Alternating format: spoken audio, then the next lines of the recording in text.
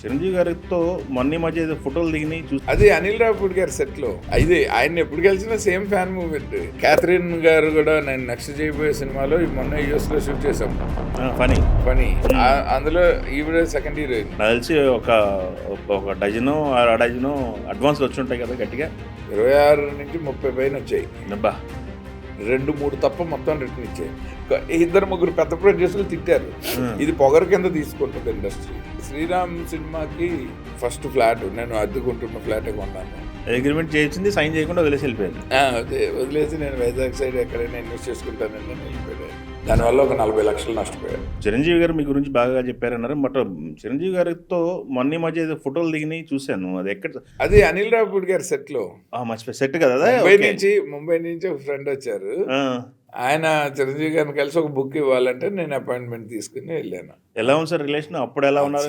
అసలు ఆయనతో ఇంచుగడ తేడా రాదు. అది ఆయన నాతో గొడవ పెట్టుకునే స్థాయి నాకు కూడా లేదు. రిలేషన్ అంటే ఇది ఆయన ఎప్పుడు కలిసినా సేమ్ ఫ్యాన్ మూమెంట్. ఇప్పుడు కూడా హుక్ స్టెప్ వేసి మన ఎంటర్టైన్ చేయడానికి అంత కష్టపడుతుంటే ఆయన అసలు ఆయన ఏ రకంగా మనం అభిమానించుకుంటుంటాం. పైగా చాలా బాగా ట్రీట్ చేస్తారు. ఆయన very jovial. Especially Manishankar Varaprasad గారి సెట్లో చిరంజీవి గారు మేము బాగున్నారా ఎలా చూసానో అట్లా చూసాను ఆయన్ని. అంటే అంత ఎనర్జెటిక్గా, అంత హ్యాపీగా, అసలు ఎక్స్ట్రావెగెంట్గా ఉన్నారు ఆయన.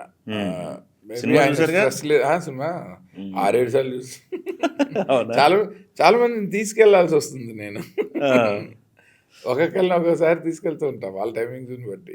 అంటే నాకు ఇష్టం. పైగా నయనతార యాక్ట్ చేశారు, మన అనిల్ రావుపూడి డైరెక్టర్. ఇంకా ఎన్నిసార్లు ఏం చూస్తా, హ్యాపీగా చూస్తా. నయనతార అంటే హీరోయిన్ కదా, అందుకని. అండ్ ఇప్పుడు క్యాథరిన్ గారు కూడా నేను నెక్స్ట్ చేయబోయే సినిమాలో మొన్న యూఎస్ లో షూట్ చేసాము.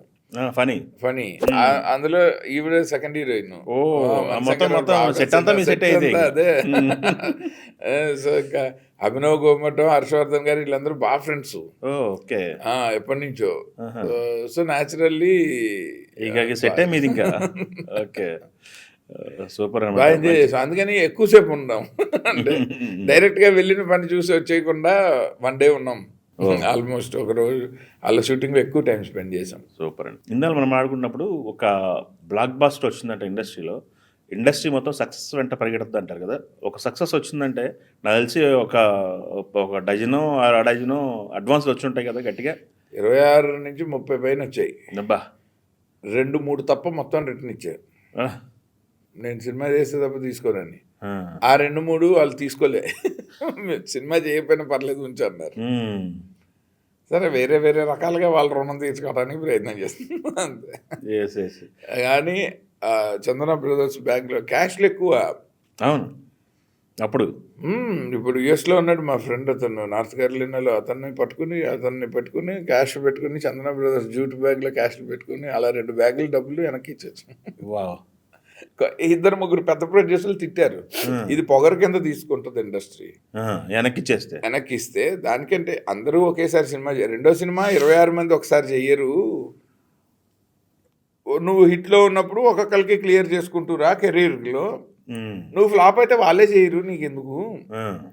అప్పుడు వాళ్ళే అమ్మ మళ్ళీ హిట్ వచ్చే వరకు వెయిట్ చేస్తారు. ఈలోపు నాని ఇంకొక పెద్ద ప్రొడ్యూసర్ మంచి సలహా ఇచ్చారు కానీ నాకు తెలియదు నిజంగా. నాకు ఇండస్ట్రీలో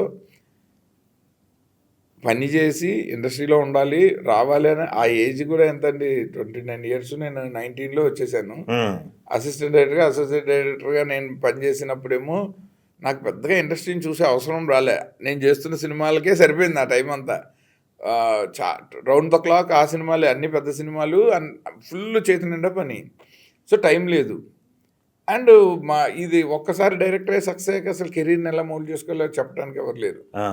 సో ఈ అడ్వాన్స్లు రిటర్న్ ఇస్తున్న టైంలో ఒక ఆయన అన్నారు, ఎవరైనా బుద్ధి ఉన్న వాళ్ళు ఏం చేస్తారంటే మొత్తం డబ్బులు కలిపి అక్కడ స్థలం కొనిపడి, లేదా ఒక ఇల్లు కొనిపడి, 2 ఇళ్ళు కొనిపడి, ఒక్కొక్కరికి సినిమాలు ఎవరికి చేయగలవో, ఎవరిది నీకు అనుగుణంగా ప్రాజెక్ట్గా కన్వర్ట్ అవుతుందో వాళ్ళకి చేసుకుంటూరా.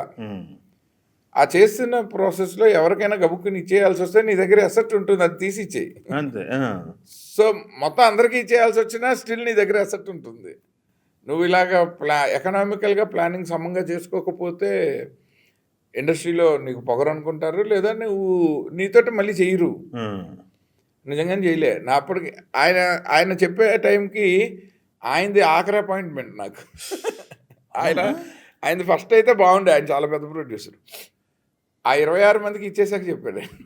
ఇంకా అప్పుడు కొనలేం కదా. అవును. సో ఆ తర్వాత బట్ లక్కీగా శ్రీరామ్ సినిమాకి ఫస్ట్ ఫ్లాట్ నేను అద్దెకుంటున్న ఫ్లాటే కొన్నాను. ఎస్. అప్పుడే కారు తీసుకున్నాను. ఇంకా అక్కడి నుంచి స్లోగా అదే. రెయిన్బో సినిమాకి నేను పెట్టే వరకు ఇండస్ట్రీలో సంపాదించినవన్నీ జాగ్రత్త పడ్డాను. ఆ తర్వాత రెయిన్బోకి కూడా ఫైనాన్స్ మీద చేశా, కానీ సినిమా అమ్మలేకపోవటం వల్ల దెబ్బపడింది. నేను ఇచ్చేసాను. ఇచ్చి మొత్తం క్లియర్ చేసుకోవటానికి ఒక 7-8 ఇయర్స్ పట్టింది. మధ్యలో తెలంగాణ ఉద్యమం కొంచెం కంట్రిబ్యూట్ చేసింది, కానీ పాపం అది జెన్యూన్ రేస్, ఎవరు ఎక్స్పెక్ట్ చేయలే. అదే. మంచిగా ఒక ఎన్ఆర్ఐ మంచి రేట్ ఇచ్చి తీసుకుంటే నేను బయటపడిపోతున్నాను ఒకే స్ట్రెచ్లో.